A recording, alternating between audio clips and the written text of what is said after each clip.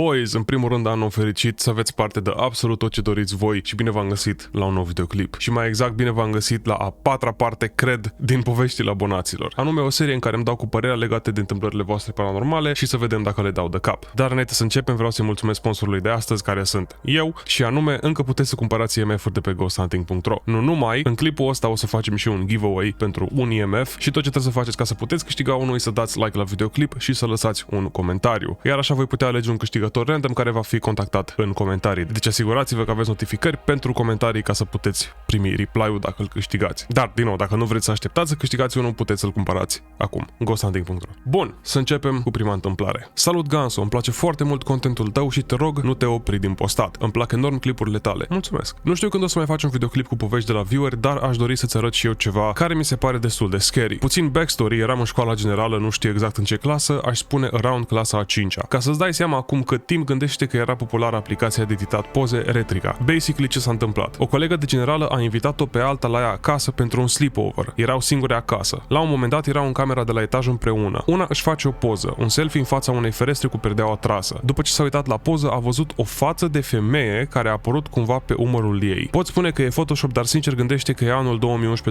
2011-2012 și nu cred că două fete de 12 ani se pricep la așa ceva. Și nici nu cred că exista tehnologia să faci asta pe ce telefoane existau atunci. Și poza e asta. Într-adevăr, se vede o față și la prima impresie ai zice că mama arată ca și o persoană mai bătrână. E dubios că nu se vede afară, se vede prin perdea decât fața respectivă. Fața respectivă nu pare a fi photoshopată în sensul în care se vede de parcă aparține în imagine, să zic. Acum, într-adevăr, dacă văd bine, poza asta e făcută, e practic poză la ecran. Cea mai realistică chestie ar fi să fie a doua fată în spatele perdelei. Probabil că perdeaua e mai subțire pentru elementele care sunt chiar lângă ea și de-aia zic că nu se vede afară, dar în schimb s-ar putea vedea cineva care ar sta fix în spatele ei și nu pare așa bătrână persoana încât să zici că ar fi un, nu știu, dacă sunteți familiari cu The Old Hag, care e așa un mit, să zic. Deci eu, unul, îți dă părere că ar fi a doua fată. Acum nu știu ce ziceți voi, dar eu merg pe chestia asta. Dar cât mai adaugă, mi s-a părut extrem de freaky instant cum am văzut poza, chiar nu pot explica. Știu doar că acea colegă avea casa fix lângă un cimitir, așa că asta ar putea fi o cauză. Știu că după au chemat un preot care a făcut el ceva, o rugăciune prin casă și cam asta a fost tot. V-am mai zis, eu sunt de părere că cimitirele sunt printre cele mai puțin populate locuri din punct de vedere paranormal, pentru că, să fim sinceri, ce spirit ar vrea să-și bântuie cimitirul în loc să bântuie, nu știu, un loc care să aibă o semnificație mult mai mare pentru ei. Știi ce zic? Deci, eu unul zic că asta nu e paranormal, îi freaky, așa la prima impresie, dar nu cred că e o fantomă. Cred că e a doua tipă, zic eu. Dar mulțumesc frumos că ai trimis întâmplarea asta oricum, apreciez. A doua întâmplare vine de la Robe și zice așa: acum câteva zile mi s-a întâmplat ceva care nu-mi pot explica. Noi avem în jurul casei niște lumini care au senzor de mișcare, care se încarcă la lumina solară. În jur de ora 2-2:30 mă uitam la clipuri pe YouTube când observ o lumină foarte puternică venind de la ușa de la intrare. Avem o ușă de termopan care are un geam blurat sau prin care nu poți să vezi bine. Prima dată nu am băgat-o în seamă pentru că la noi e ceva normal pentru că se plimbă pisici prin curte. După câteva minute lumina încă era aprinsă și m-am uitat pe geam să văd ce este la ușă, pentru că de obicei când pisicile se plimb prin jurul casei, mai multe lumini se aprind, dar doar lumina din fața ușii era aprinsă. Nimic nu era la ușă, nici măcar nu bătea vântul să zici că vedea iarba sau ceva care se mișca. Am observat că becul nu avea cum să fie așa de puternic pentru că nu a primit lumină solară destulă, deoarece noi avem un paravan la intrare și trebuie pus undeva la lumină și seara îl punem la loc. A doua zi am făcut niște teste ca să văd cam la câtă distanță poate detecta mișcare și el nu are o rază mai mare de 3 metri, deci nu putea fi ceva de la depărtare. După am stat nemișcat în fața becului pentru câteva minute și lumina se stinge dacă nu te miști și doar stai în fața lui. În noaptea în care s-a întâmplat peripeția, becul stătea aprins pentru 30 de secunde, se oprea și după o secundă se pornea la loc. Deci înseamnă că ceva se mișca în fața lui pentru 6-7 minute în continuu. Nici eu, nici părinții mei nu au nicio explicație pentru ce s-a întâmplat și încă ne gândim ce putea fi și de când l-am luat până acum nu s-a mai întâmplat niciodată. Casa în care stau a murit străbunica mea, dar nu s-a mai întâmplat așa ceva în 20 de ani de când e casa. Vorba ta, zici că n-ar fi pisici pentru că, în mod normal, pisicile, cum se plimbă prin mai multe locuri, ar trebui să activeze mai multe lumini la rând. Iar faptul că ai zis că nu bătea vântul ca să miște iarba, să zici că declanșează senzorul, bine de știut. Totuși trebuie să iei în considerare faptul că, fiind probabil senzor pe infraroșu, senzorul ăla poate fi întrerupt în mai multe metode. Poate o fi fost niște chestii care să reflecte în senzor, de afară, nu știu, presupun că nu e singura casă pe o rază de nu știu câți zeci de metri. Sau poate fi fost o insectă insecte care au trecut prin senzorul ăsta. Și de aia, ca să leg cumva și cu ghost hunting-ul în sine, tot timpul e bine să fii sceptic când folosești echipamente precum Music Box-ul sau REM-podul sau astea. Niciodată nu știi când o insectă poate să declanșeze senzorul de proximitate. Nevăzând exact ce cauzează lumina, gen efectiv să observi senzorul, nu prea poți să-ți dai o părere foarte concretă, pentru că sunt mulți factori care ar putea să afecteze chestia asta. De-aia zic că ar fi o posibilitate să fi fost pur și simplu o insectă sau, nu știu, o reflexie de la altă casă sau o fi trecut o mașină care să stea. Dar faptul că ai zis că să tot porneau pentru o perioadă de 6-7 minute înseamnă că ceva a fost acolo. Acum, ce? Habar n-am. Dar mergând pe cea mai logică explicație, probabil că a fost o gâză sau ceva care să fi bruiat, să zic, semnalul infraroșu. Acum că murise străbunica ta, condoleanțe, apropo, și zici că nu s-a întâmplat nimic în 20 de ani, dacă-s fix 20 de ani, poate marchează ceva aniversare sau ceva eveniment sau nu știu. Poți să iei paranormal, să zici că da, clar a fost ceva, sau poți să mergi pe ce știm momentan, ceea ce îi relativ explicabil. Dar îți mulțumesc oricum că ai împărtășit experiența asta cu noi. A treia întâmplare vine de la cineva care a ales să fie anonimă, nicio problemă, let's begin. Am și o poveste de spus, dar nu știu cât de paranormală este. Întâmplarea a fost în 2021 prin aprilie-mai și era destul de cald afară. În cartierul meu au fost și sunt multe persoane în vârstă, deci pe timpul pandemiei au decedat multe persoane. Soarele era pe cer și eram fericită că scăpasem de la ora 2 de la școală. Mergeam și eu frumos pe drum și mă opresc la trecerea de pietoni din fața blocurilor. Casa mea este printre acele blocuri și trebuie și să cobori niște trepte ca să ajungi la ea. No, bun, stăteam la semafor și mă bucuram de cerul senin. Mai erau vreo 20-30 de secunde până când se făcea verde și dintr-o dată vine o doamnă destul de în vârstă, în cârjă, și mă întreabă dacă o pot ajuta să treacă strada. Repet, în cartierul meu sunt multe persoane în vârstă, dar nu am mai văzut-o niciodată până acum. I-am răspuns că o ajut și am luat de brațe și am trecut strada. Dumneaei mergea foarte greu și a durat aproximativ un minut să treacă strada, chiar dacă nu era destul de mare. După ce am trecut eu, nu m-am mai uitat în spate și am fugit spre casă și am coborât cele 3 scări. Eram bucuroasă că am putut să ajut o persoană în vârstă să treacă strada, dar mi-a trecut prin cap să mă întorc să văd dacă este bine. Când m-am întors, nu mai era nimeni. Doamna a dispărut de parcă a intrat în pământ. M-a speriat destul de tare, nu avea cum să dispară așa de repede, mai ales că ea se mișcă destul de greu. Oare să fie o halucinație fiindcă eram rupt în două de foame? Un spirit? M-am mai tot gândit și încă nu știu. 1. Când m-a luat de braț, m-a luat foarte ușor, aproape dacă mă atingea, dar am simțit că mâna ei era rece ca gheața și era destul de palid de la față. 2. Până când m-am îndepărtat de ea și am coborât și m-am întors, nu au trecut mai mult de 10 secunde și ea dispăruse. I-am povestit și mamei această întâmplare și ea, fiind destul de religioasă, a spus că poate e o provocare de la Dumnezeu să mă testeze cât de bună sunt la suflet. Eu nu sunt nici foarte religioasă, dar nici atee, sunt pe la mijloc, iar lucrurile cu spirite și fantome mă fascinează. Ar fi genial dacă mi-ai răspunde la această poveste, te admir și te susțin cu toată inima în ceea ce faci, Crăciun fericit. Mulțumesc frumos, Crăciun fericit, cam târziu, dar mulțumesc frumos.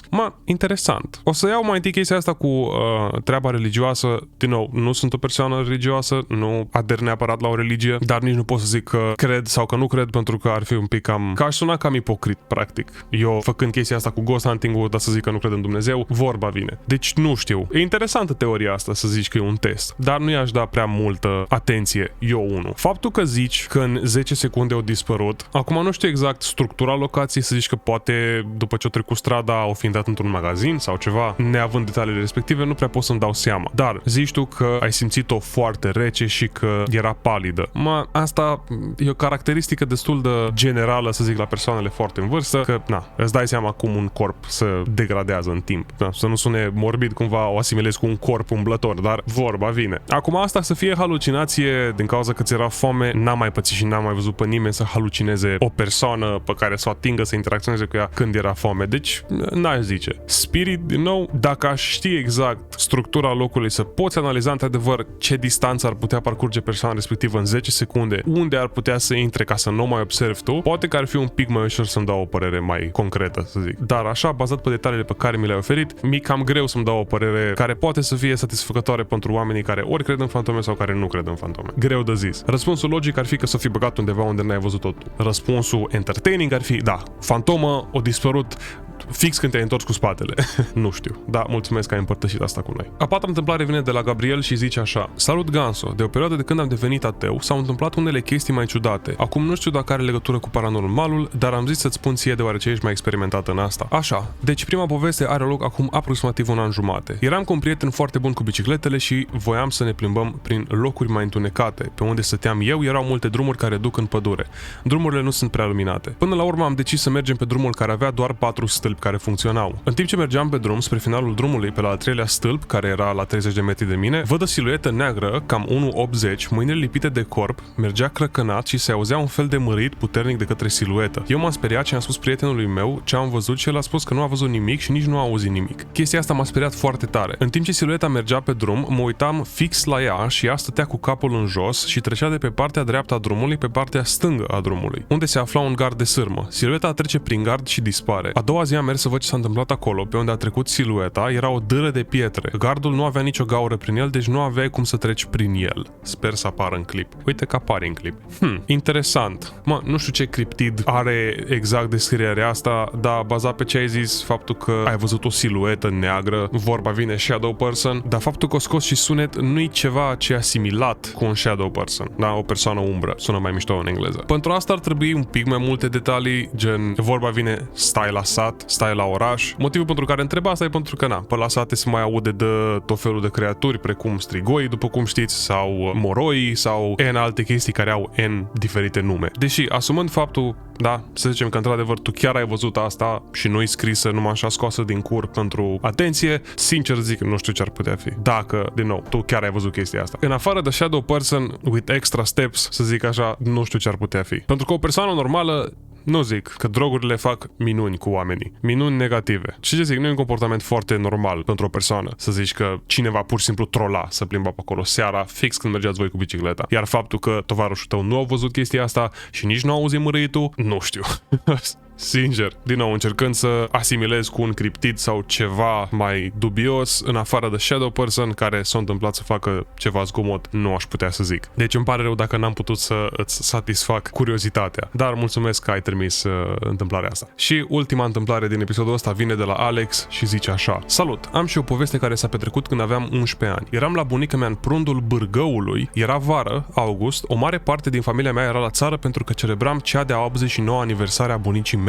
Ziua am făcut grătare, am ascultat muzică, ne-am distrat. În final au mai rămas câțiva verișori, mama, o mătușă și un unchi. Afară era răcoare, iar unchiul meu stătea afară și bea o bere. Eu plictisit am mers la el să-mi povestească amintiri din tinerețe. De precizat, în curte erau două case, casa bunicii și casa lui. Punctul portocaliu este locul unde ne aflăm, acolo era locul pentru grătar. În timp ce îmi povestea despre o întâmplare din tinerețe, dintr-o dată s-a oprit și s-a uitat spre livadă. Așa că m-am uitat și eu. Prima dată nu am observat nimic, însă după ce m-am uitat mai atent, am văzut cum se ridica printre copacii din livadă, parcă din pământ o femeie. Cred că era femeie pentru că avea un batic îmbrăcat în negru. Era greu de observat din pricina îmbrăcămintei, dar dacă erai atent, o observai. A durat cam 15 secunde până s-a ridicat de la nivelul pământului complet și a început să meargă încet prin livadă în adâncul ei, fără să schițeze absolut nimic. După ce nu se mai putea vedea și s-a îndepărtat, ceva înalt cu pumnii roșii a fugit după ea în livadă cu o viteză inumană. Era ca un bug dintr-un joc. Nu se potrivea cu gravitația. Era efectiv inexplicabil. După ce am văzut toate astea, unchiul meu m-a trimis în casă. El a intrat în casa lui, iar eu am intrat la bunica. Acolo am găsit-o pe bunica, jos, lângă sobă, fără suflare. Wow, ok.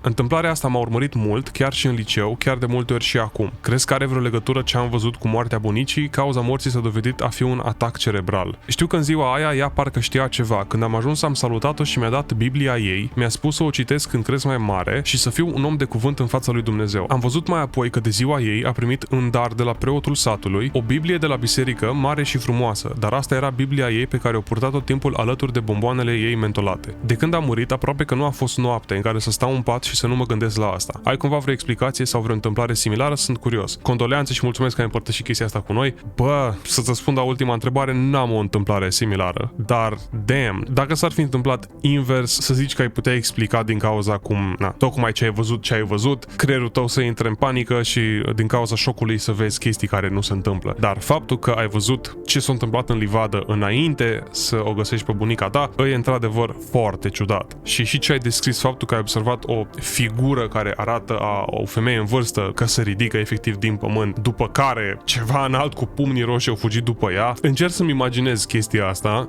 dar creierul meu nu poate să-și imagineze figura asta, respectivă asta cu pumnii roșii. Singura analogie la care mă pot gândi e ceva care poate că sună greșit, sună destul de nașpa și nu vreau să fie luată ca fiind ceva nașpa, e să zici că tu de fapt să îi fi văzut sufletul bunicii tale și creatura respectivă cu pumnii roșii să zici că ar pedepsi-o pentru ceva și probabil de aia ți-o zis și ție de chestia asta cu Dumnezeu, cu ia Biblia asta, învață să fii om bun, ca și cum ar fi un avertisment. Și de-aia zic, sper să nu pară super mega disrespectful ce am zis aici, dar creierul meu așa asimilează, să zic, ce mi-ai povestit aici. Sper să fie greșit dacă o luăm așa, din nou, nu încerc să ofensez pe nimeni, dar na, așa îmi duce mie creierul în treaba asta. Și totuși, încă o dată, condoleanțe, mă gândesc că e un moment destul de greu și dacă n-ar fi fost chestia aia din livadă, îți dai seama să-ți găsești bunica fără suflare, așa, nu e o experiență prea plăcută, pe puțin zis. Dar, din nou, îți mulțumesc, Alex, pentru că ai împărtășit asta cu noi și astea au fost întâmplările din episodul de astăzi. Sper că vi s-a părut interesant videoclipul ăsta și, din nou, dacă voi cumva aveți o explicație mai bună pentru oricare dintre întâmplările din episodul ăsta, vă rog să le lăsați în comentarii pentru că sunt foarte curios